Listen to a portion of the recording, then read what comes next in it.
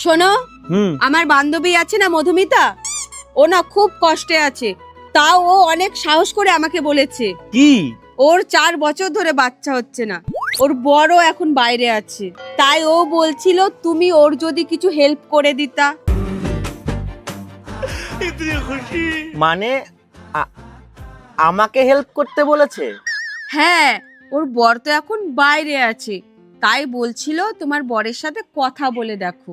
বাবু, ওর বর তো নিজেই এত সুন্দর, হ্যান্ডসাম। যদি বাচ্চা হতো তাহলে কত সুন্দর হতো।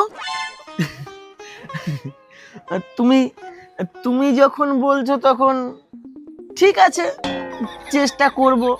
ওর বর বাইরে আছে, তার জন্য তোমাকে নিয়ে হাসপাতালে যাবে বলেছে। ये गड़बड़ है बाबा।